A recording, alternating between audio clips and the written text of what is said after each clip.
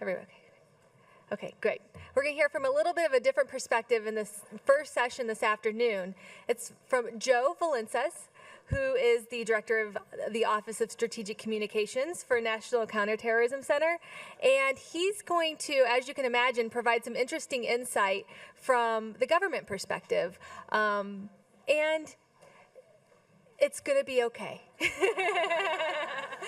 We had a great conversation last night, and after his remarks, he and I will have a conversation, and we'll be able to pull in some of your questions as well. So as he is sharing some of his insight, be tweeting up your questions, and also just be thinking of some good questions that we can ask him. So, Joe. Thank you.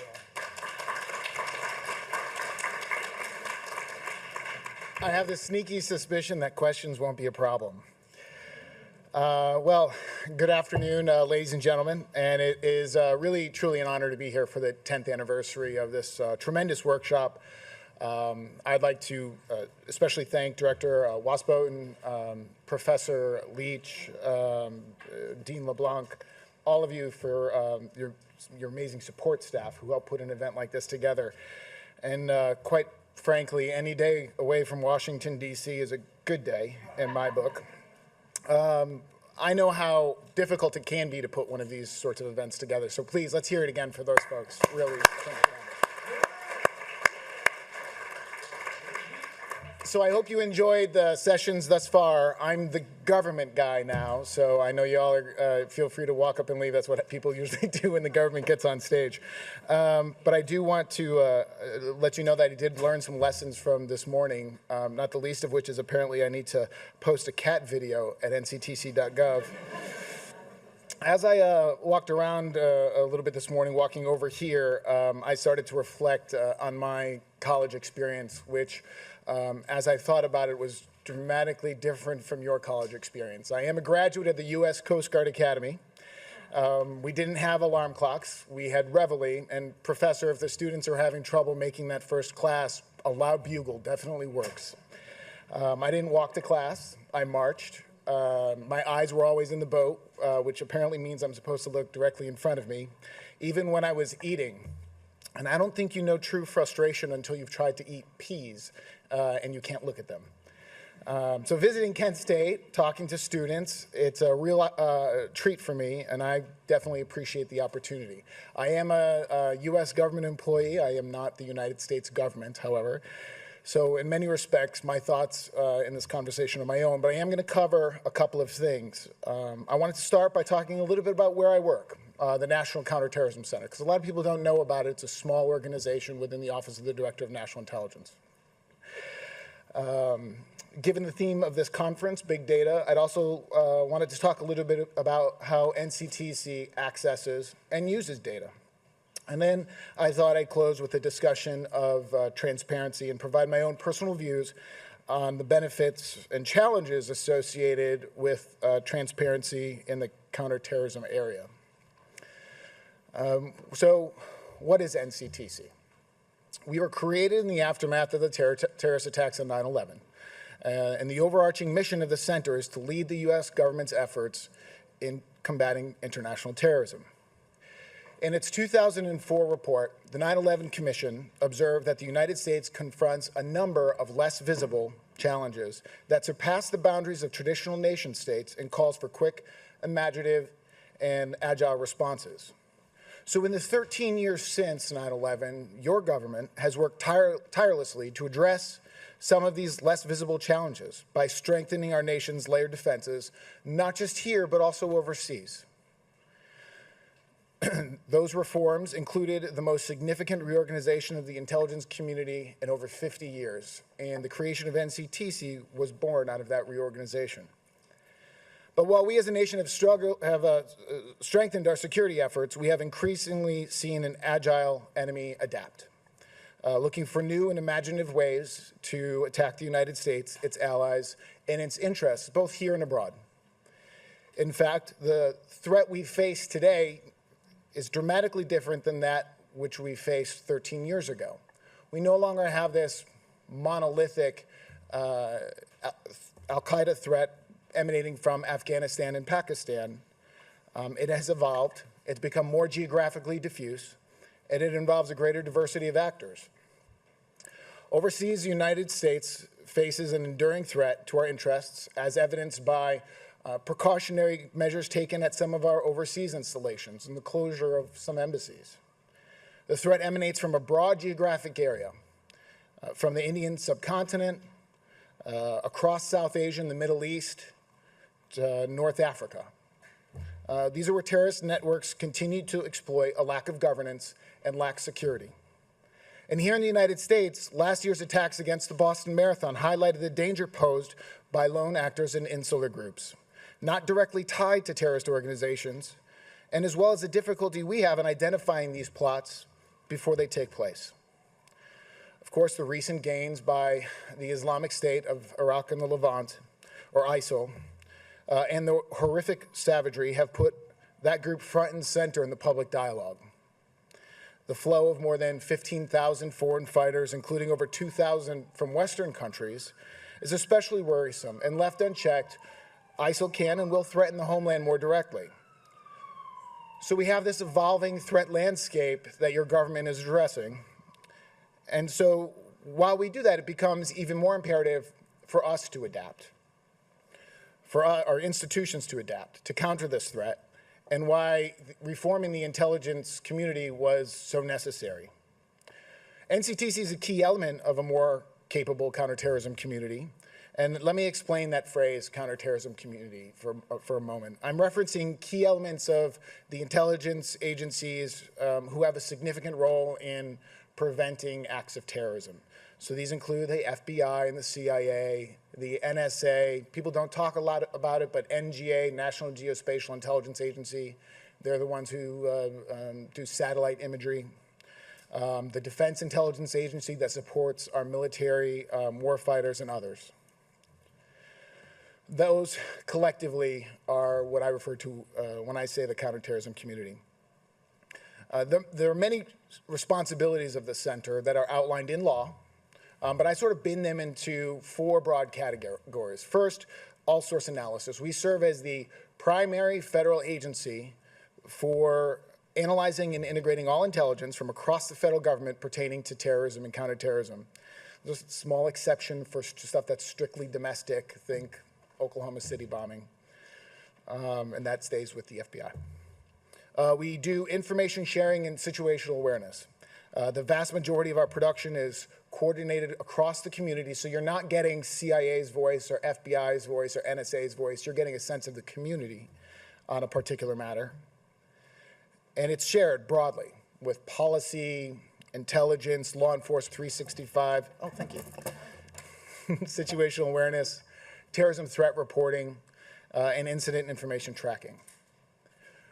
We do strategic operational planning for counterterrorism activities of the U.S. government, integrating all instruments of national power. And we host and maintain the Terrorist Identities Data Mart Environment, also known as TIDE, which is the U.S. government's central repository of information on international terrorists.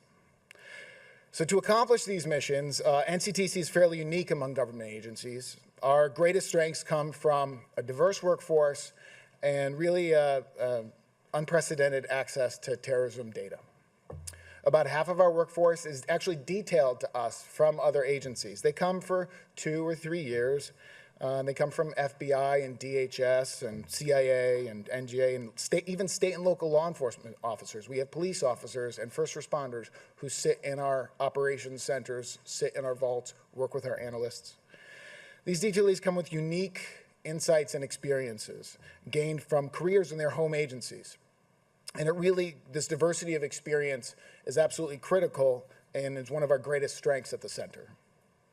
It means that in college, probably the closest comparison would be a study abroad program. In fact, at NCTC, we never want to hear and we never accept the idea that that's the way we've always done it. We're only 10 years old. We just celebrated our 10th anniversary with the vice president last month. And we're still too young. We still consider ourselves very much a startup in that sense. We also have unique access to data.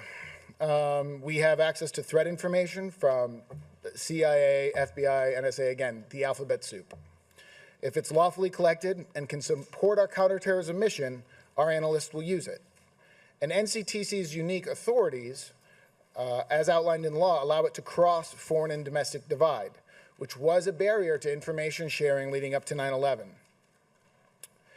Since data minefields is the subject of your conference, and it sounds a lot like data mining, I thought I should be upfront and say NCTC does not data mine. It's not very often a guy in my position will say we don't do something and that explicit, but I have to say we do not do it. The law, there's a law, a statute that defines it. It allows it, but it also defines it and requires federal agencies to report it. The Federal Agency Data Mining Report Act of 2007. Robert, if you want to look that up. But while we don't mine data at NCTC for predictive patterns and anomalies, we do use data. We search it. We have a lot of it. But under special guidelines. And NCTC only permanently retains information that constitutes terrorism information. And so that information generally falls into three categories.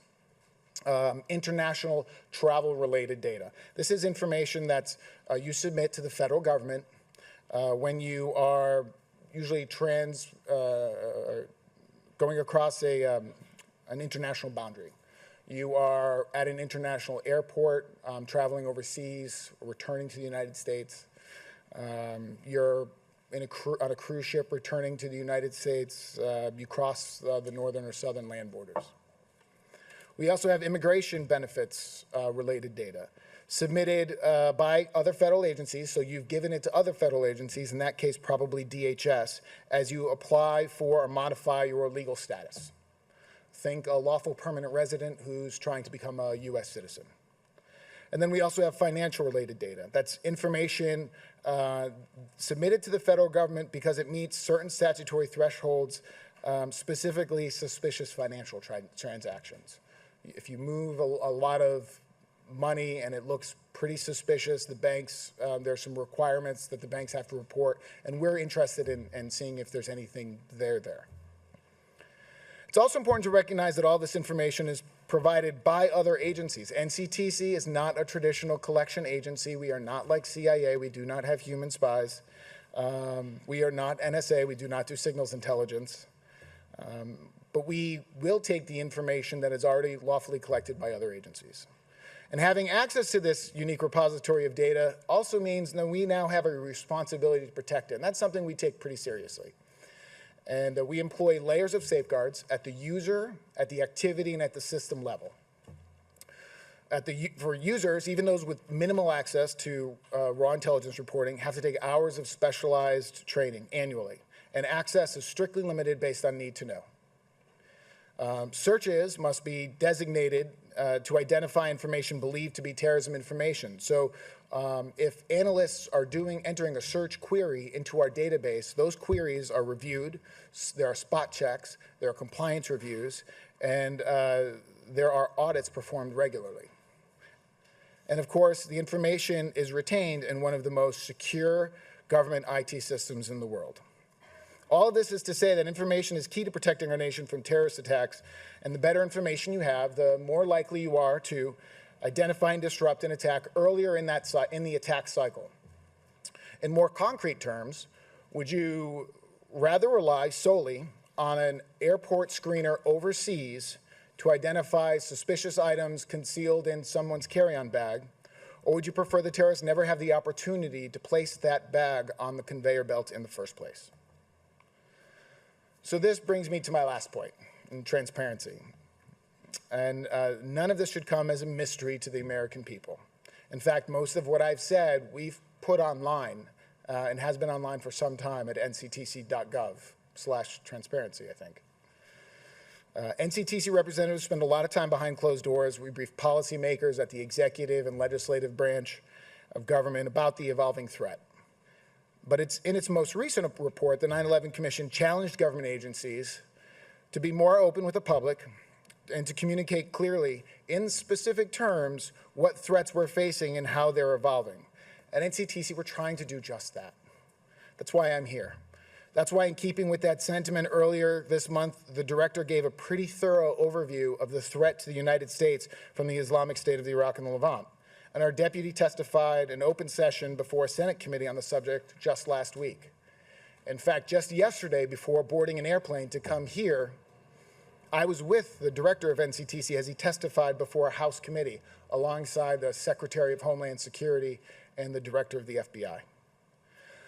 So while many of the activities of the intelligence community do require secrecy, the community is looking for ways where we can be more open about what we do and to some extent how we do it. Culturally, this isn't something that comes easy to the intelligence community. And greater transparency isn't something that is devoid of risk. Let's face it, we are in the risk mitigation business. But the American public demands it, and so we're trying to be responsive. That's why the intelligence community has voluntarily posted thousands of pages of previously classified documents online, including white papers, fact sheets, and FISA court proceedings. That's why NCTC has been holding meetings with privacy and civil liberties groups, posting series of documents online, explaining to people who we are, what we do. We've outlined for the public what data we maintain, how it's used. We're going to continue doing this moving forward. Further, the intelligence community is increasingly leveraging social media to engage with the American public. The Central Intelligence Agency is tweeting and is on Flickr. The Office of the Director of National Intelligence is on Tumblr, and most recently, the National Reconnaissance Office, an organization whose very existence was classified for over 30 years, has a Facebook page, and I know they would really like it if you would friend them. So we're testifying more frequently in open sessions. We're looking to engage with think tanks, and we're dipping our toes into the social media pool. At NCTC, we host student groups from across the country, and I already mentioned this to Jan. We would welcome a visit by Kent State. Nevertheless, as a community, we have to be thoughtful about how we proceed. For example, as a result of leaks and disclosures, including those from Edward Snowden, we have lost important intelligence collection. Of course, most terrorist groups suspected that the United States and Western governments were trying to collect information on their activities. What they didn't understand or have an appreciation for was the scope and the scale of those capabilities, and now they do. As a result, they have changed the way they communicate. They've adopted encryption technologies, avoided electronic communication altogether. All of these frustrate our counterterrorism efforts, and this is not hyperbole, this is fact. I don't say that to unduly alarm you, but I think it demonstrates why national security is instinctively more circumspect with respect to transparency. I think on the Twitter feed, while I was sitting here earlier this morning, I saw something from ISIS come across your hashtag. Changing the culture of any community, especially the government, isn't easy. But the good news is, from at least my perch, I'm watching it happen. So in closing, I want to thank you for this opportunity to be here today, to participate in this conference, to share with you my thoughts on transparency and talk to you about the really good work that the men and women at the NCTC are doing day in and day out. And please visit nctc.gov. Thank you.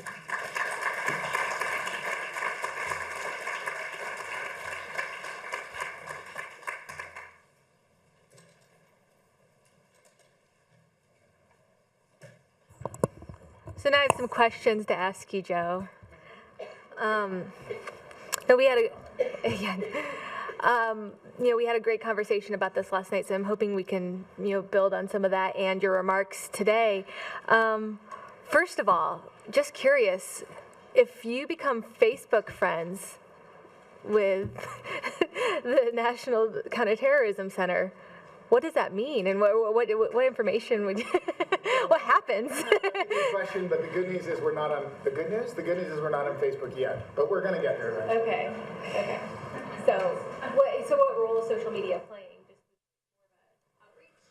So for us at NCTC, we truthfully don't engage that much in the social media realm. The intelligence community is very circumspect in kind of what we share and how we share it.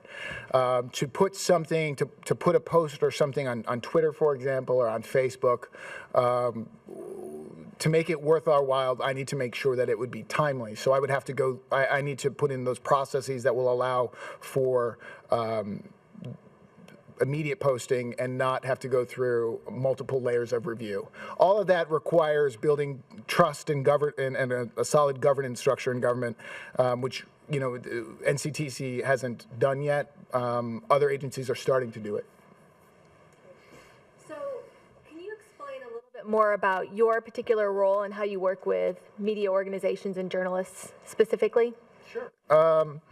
So I have several responsibilities in several offices that fall under the Office of Strategic Communications, one of which is the press shop. And I have a chief of public affairs who is just like all of you. I mean, he has a degree in journalism. And he has a small staff.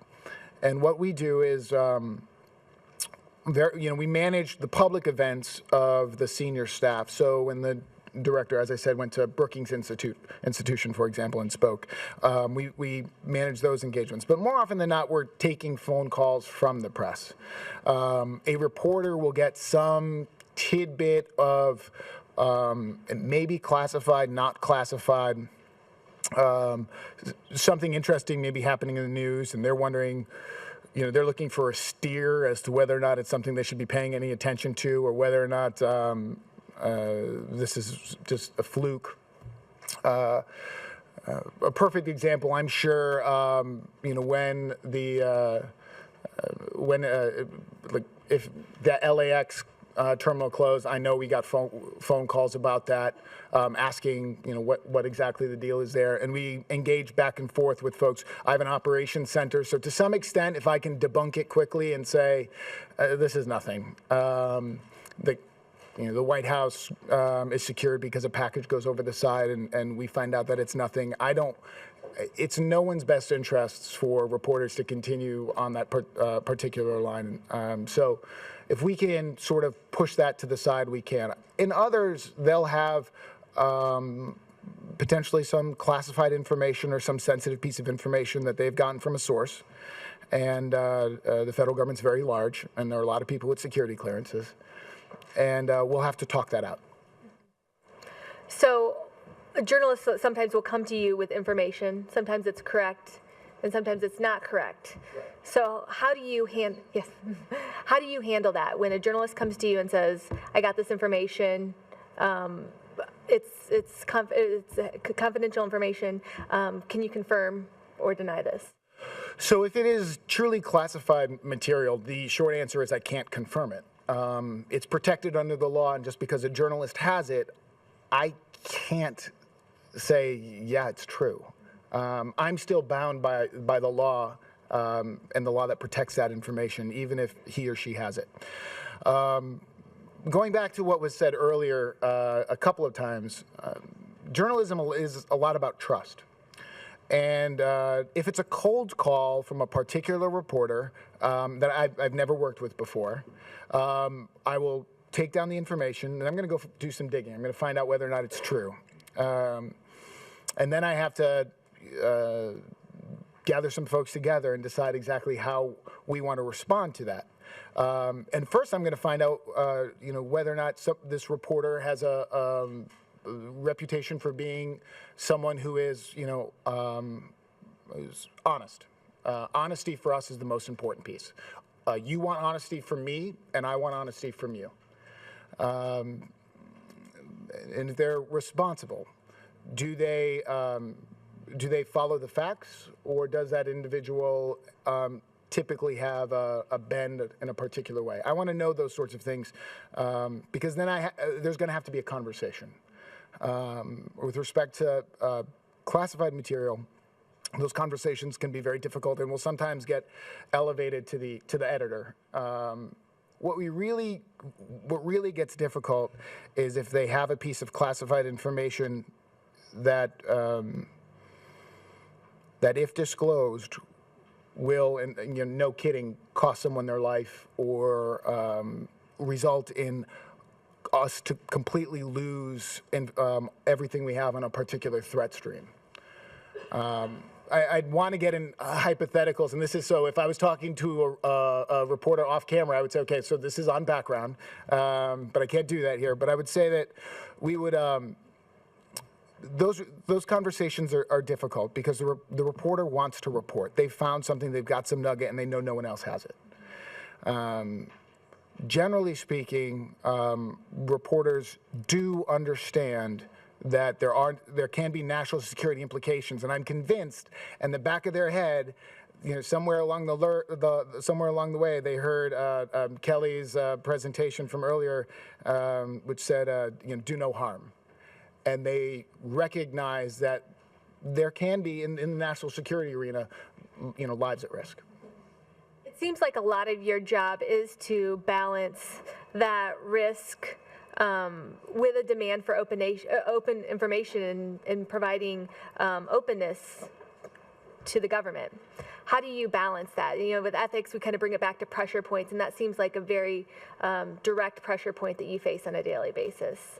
So I balance that very carefully because at the end of the day, I'm still bound by the laws that govern the disclosure of classified material. I don't want to have a reporter report wrong information either. And if they have something and I can provide some clarity within the bounds of the law, then I will. Because I really, once the first story is out, as you know, it will carry the day, and there will be second stories and third stories will be of interest, but the first story will set the tone, and to the extent we can, we will try to better inform the reporter. So what obligation does... I'm sorry, but I have to be honest, sometimes we can't. And sometimes the only thing you're going to be able to get from us, particularly if you're on a really tight deadline, is going to be no comment. And it's not because we don't want to, it's because, I'm not sure if you've realized this, the wheels of government don't necessarily move quickly. And for those of you who are still students, if you haven't figured that out already, you're going too soon. But it's for a reason. We're very thoughtful, we're very methodical as we approach a problem. And the bigger the problem, the more equities, the more agencies that will be involved in it. What obligation does the government have to release the vast information it has? You mentioned all the various information that you're collecting, and throughout the government, there's a lot of information that's being collected. So I'm giving you a chance to think of an answer here. So what responsibility does the government have to share that information with the public? Well, it depends. So there's nothing...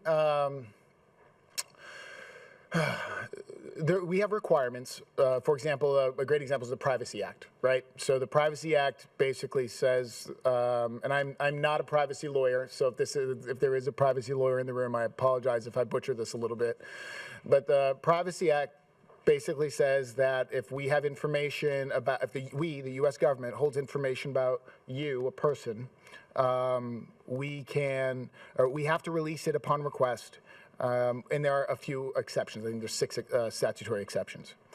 There are mechanisms to request that information, but I don't think if we do hold information, there's also a requirement in a government system that we file I think it's called a SORN, a Systems of Records Notice. Now, it's in the Federal Register. I know the Federal Register is hard to read. I hate reading it, but we do post those things into the Federal Register. And that's a very clunky, but a very honest way where we try to put some of this information out. But I don't think that there is an expectation that we, within the government, can put out all the information we have about anything and everything. Now, but if you as a person wanted to find out what, for example, what information NCTC had on you, you could file a Freedom of Information Act request, and unless it's protected or classified, or you've been talking to Ayman al-Zawahiri, we will sort of forward that. We'll be responsive. We're required to. Is there any information that the government should be making more accessible, in your opinion? Well, this is a tricky question because I know your next question is going to be, so what kind? I think there are opportunities for greater transparency. It just requires some original thinking. We have some, just speaking for my organization, my parent organization, OD&I, we have some really smart people up there who decided when there was sort of a strategic decision that we needed to put more information out there. They said, well, you know what, let's not put it on just the standard news release or make it available if you come into some reading room in some dark corner of some building. And so they put it on Tumblr. There are opportunities. I think the challenge is finding those opportunities. And that's really where, I have to say it, the millennials come in. There's a lot of, y'all share data in ways that we never have. Yeah, I'm 38 years old, and I am so out of what the latest cool app is and the latest website, and that frustrates me to no end.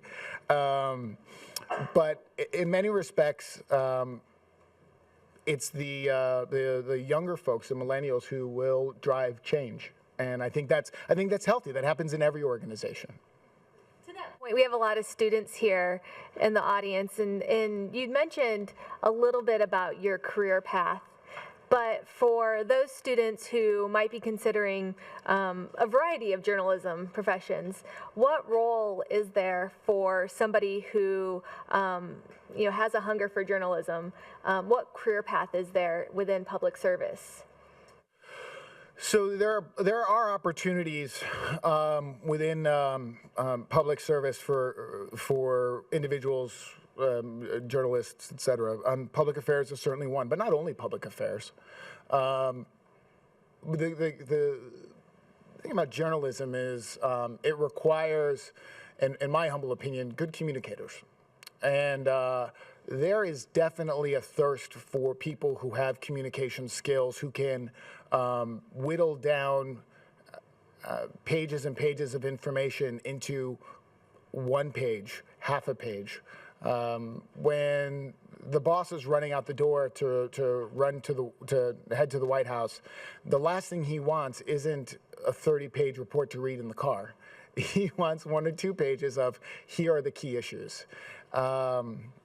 And journalists have a way of looking at things where they can distill the key facts pretty quickly. And that's a skill I envy.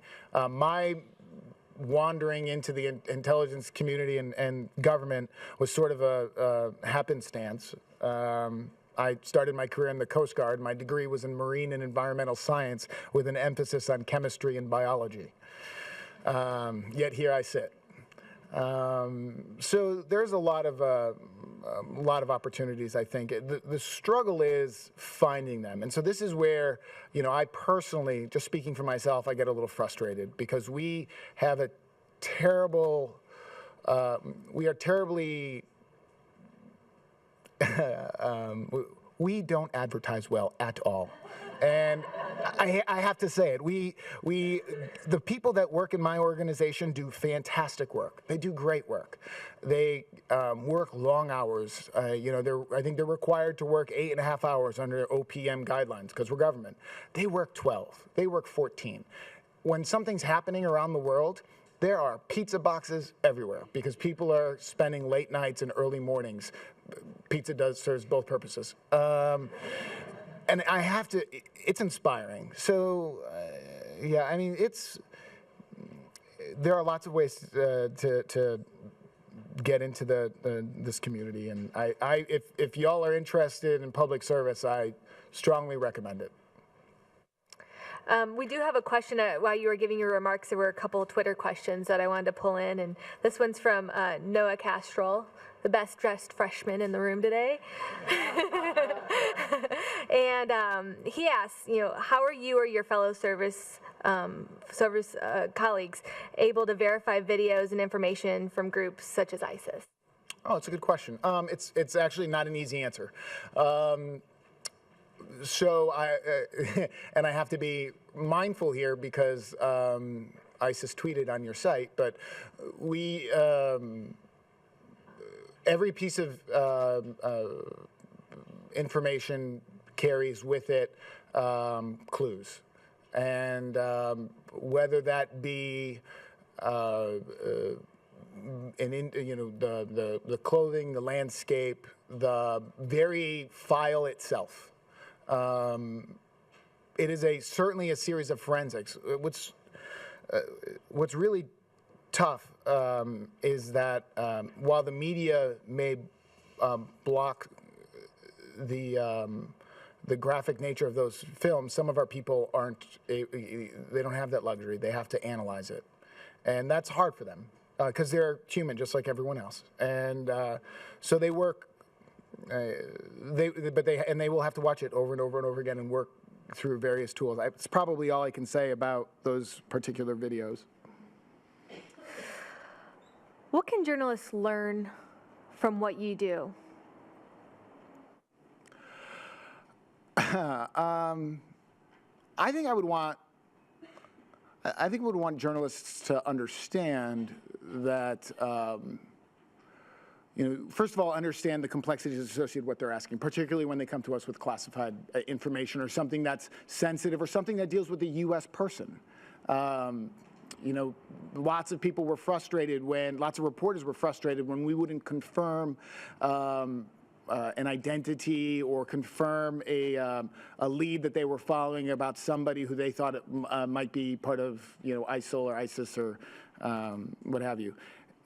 We're still bound by the law, so we're not going to disclose that sort of information. We're still bound by the law. We're not going to disclose classified material. I would hope that they would walk away with an appreciation for that, because truthfully, there's a lot of times when a reporter calls and has some piece, and I just want to fill. I mean, if I wouldn't lose my job and potentially go to jail, I would love to fill them in, because the great work that my peers do day in and day out. It's pretty incredible. And while we do make mistakes, and our mistakes can be significant and very public, a lot of the stuff that the folks do day in and day out is not public, and they deserve due credit. So this might be a similar answer, but this is something we talked about last night. What is one thing that you wish you could tell journalists but you can't? I think that would. Oh boy, depends on the journalist. No, this is where my. Yeah, that's right. This is where my sarcasm gets me in trouble. I was the youngest of 5, and sarcasm was a way of life when you're the smallest. I would probably tell them that. I would tell them that. If there's one thing I could tell them, I would want to give them one story that talks about the risk that we put some of our men and women in. Actually, I don't need to. Benghazi is actually an example in that sense. And I know people have mixed feelings about Benghazi, but at the end of the day, you have to think about those individuals who lost their lives out there protecting the U.S. interests and engaged in a diplomatic mission. People forget that putting our diplomats out there incurs risk. And diplomacy is not always a clean business. So but I think folks got some insight when all of that came out as to the lengths our people will go to protect their fellow Americans. Now, I want to pull in something that Daniel had mentioned earlier today and get your reaction on this. He said something along the lines of, if the government does it, it's not illegal, it's extra legal. And you were kind of giggling when he said that. You giggled a lot this morning. I wanted to get your reaction to that. I respectfully would disagree with Daniel. If it is illegal, we don't do it. If we do it, we get in trouble, you go to jail. I know a lot of people have very strong emotions about Section 215, which is metadata collection, Section 702, which is the email collection. We are not reading all of your email. That was my next question. We are not reading all of your email. We are not storing it all somewhere, at least to my knowledge, and I'm pretty knowledgeable on these things. It is, but that is what happens when people sort of engage in these conversations and aren't as steeped in them, steeped in the subject matter. And I'm cautious and very thoughtful here of the fact that I am not as steeped in some of these conversations. But yeah, that is just not happening. And I encourage you to go check out, I See on the Record at Tumblr. And they will, and read some of those documents, because they make clear and the extent and what we're doing. Now, I think in broad terms, and the only emails that the government's reading of U.S. persons are something that's incidental collection. I could bore you all to that about that for the next 30 minutes. If we are targeting an individual who is overseas and a U.S. person contacts that person overseas. And that has real benefits. And I don't understand why people don't look at a case like Najibullah Zazi and nod and say, okay, no, I get it. Najibullah Zazi, back in 2009, reaches out to an AQ facilitator, I think it was in Pakistan, I'm not sure, and says, I'm having trouble figuring out how to make the right mixture for these explosives. We weren't targeting him. We didn't know anything about him. We were targeting that AQ facilitator. But don't think that email did not immediately get our attention. And it's a good thing it did, because less than 48 hours later, after that email, he's in a car on his way to New York to detonate 10 backpack bombs in the subway system. So I think that, we're not reading everybody's email, and I'm sure they're fascinating though. Okay, hypothetically, let's take you out of your position and put you in Bruce's position or any of the other practicing journalists, and they are trying to work with you and your team, or you are trying to work with you and your team. What advice, tips, strategies would you suggest to journalists to do their job more effectively? Sure. I think the most important thing is to develop the pre-need relationship. Like, come to me and say, hey, I'm a new reporter for CNN or Fox News or the Washington Post or the New York Times or you name it, Boston Globe.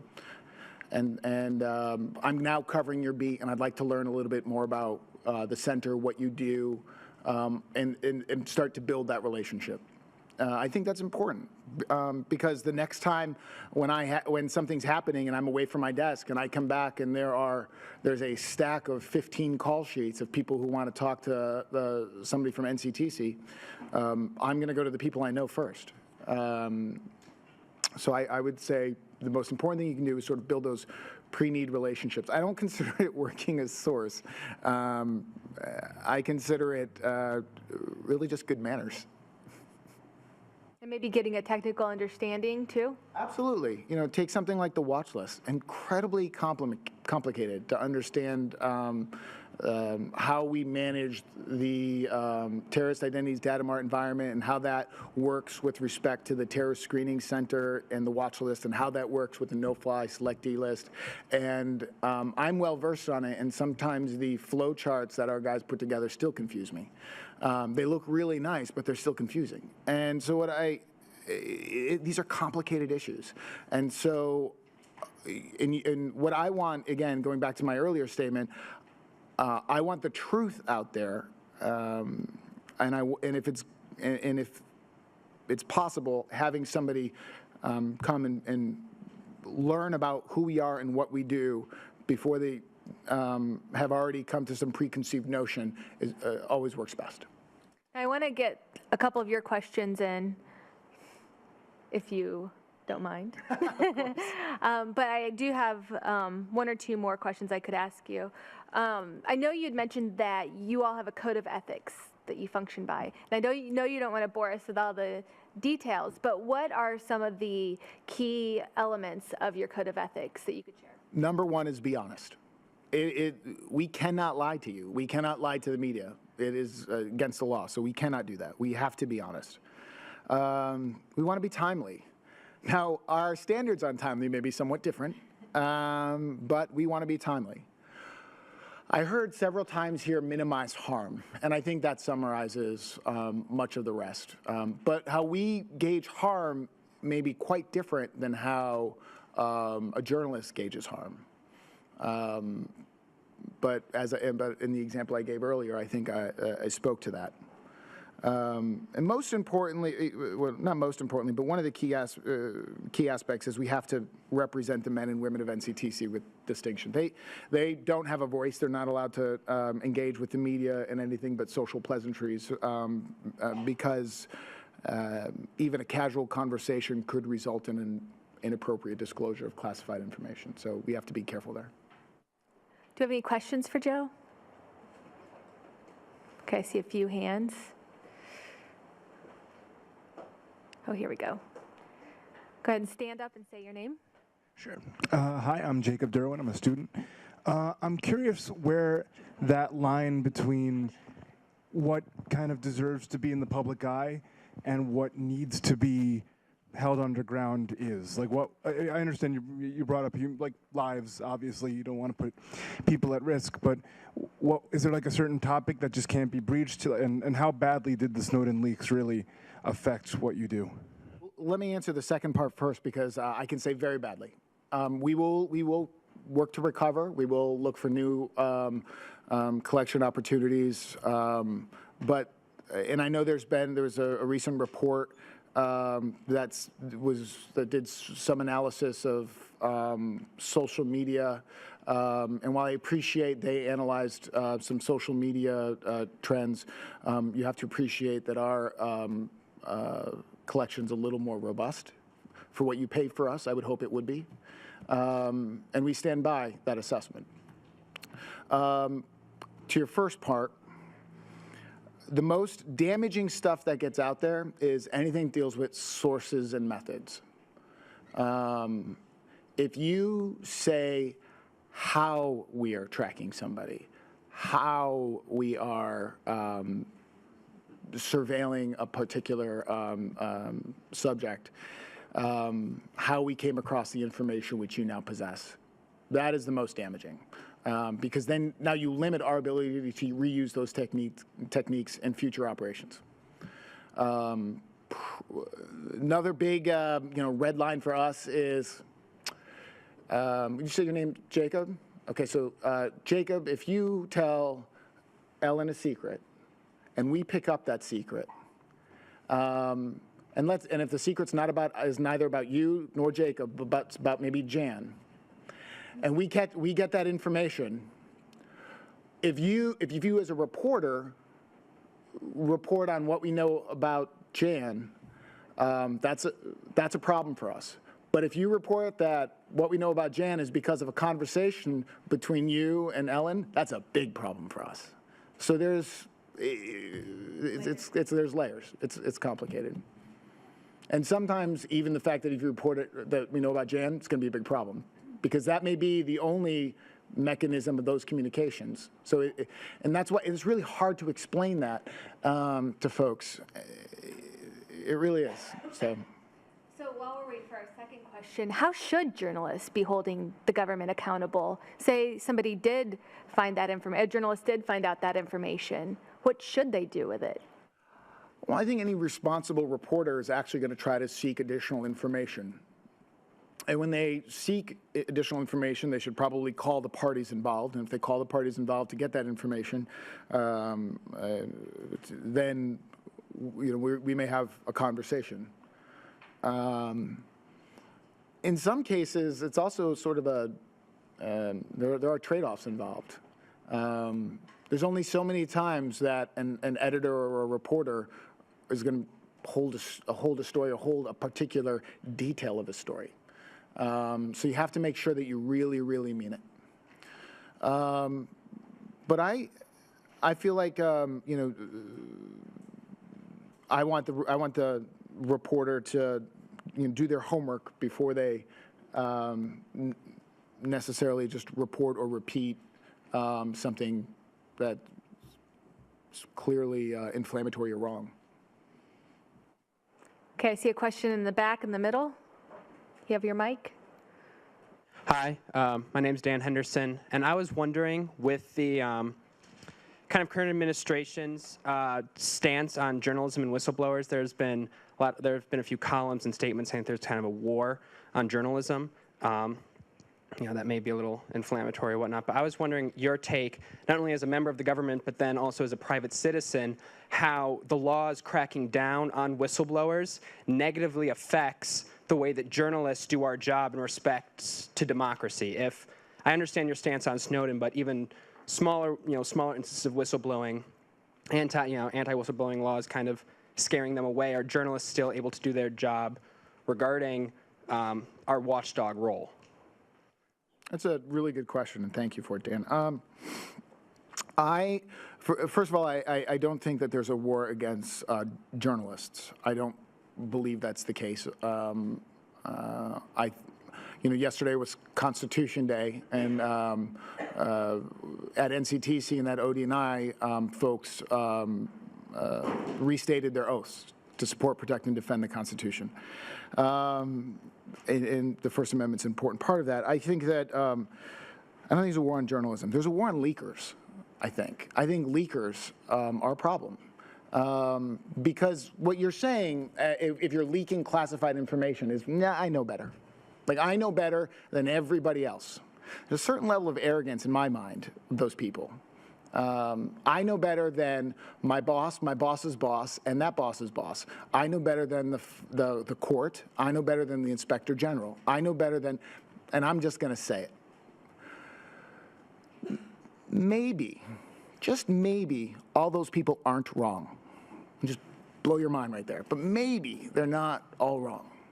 So, I appreciate the sentiment, but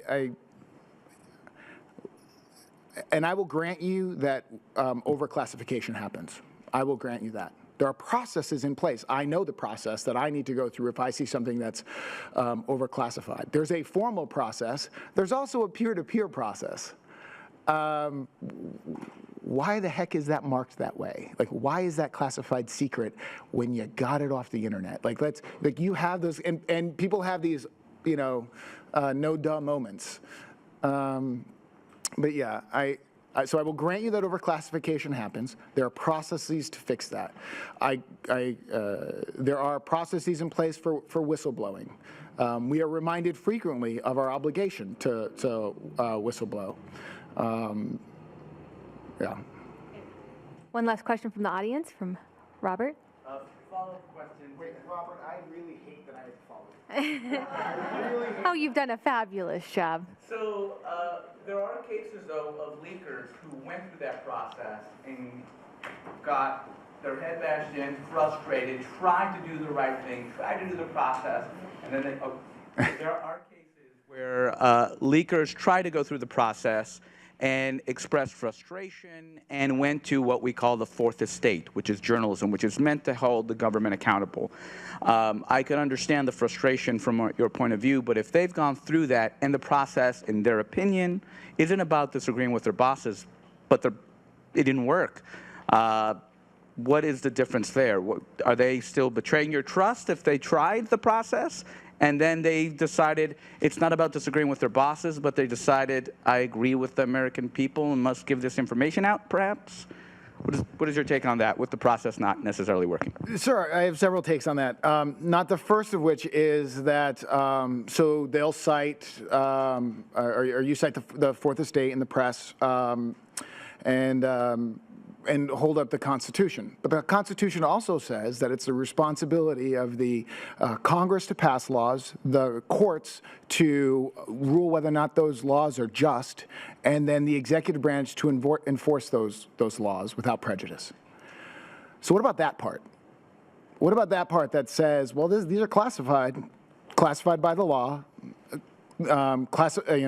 protected. The courts have agreed that the government has a right to maintain that classification.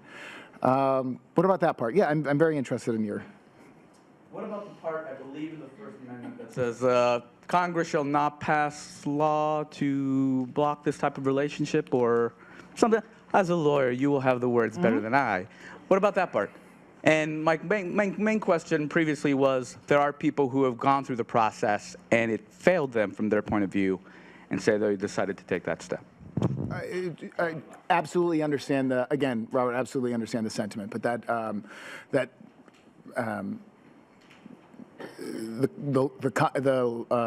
it's up for the courts to determine whether or not that law is legal and lawful, and if it is, then that's what the checks and balances are about. That being said, so there is a process, and now this is where it gets a little fuzzy for me, but there's a process where you can go to a member of the Intelligence Committee. So now that is outside of the normal process, but you go to the Inspector General, you announce that you have this issue, and if you fail to find appropriate redress, you can go to the Intelligence Committee. That's a deal we've had. The setup of these two intelligence committees, one in the House and one in the Senate, has been sort of a grand bargain since 1976 and 1977. They were long overdue. The intelligence community received very little oversight beforehand. It was mostly done through the appropriations committees. These committees have professional staff who are read into pretty much every program. They know what we're doing. And if they don't, and a whistleblower comes to them, you bet we're going to get some calls, and our folks are going to be going down to the Hill, and they're going to want to know why and what's going on. So there are other processes besides making it publicly known and disclosing that information to the general public, because they're not exposing it to the American people. You have to remember that. They're exposing it to the world. You're exposing it to Iran, North Korea, China. That's where you're. This is a world marketplace of information. Again, ISIS just jumped on your hashtag. Like, this is something you have to remember.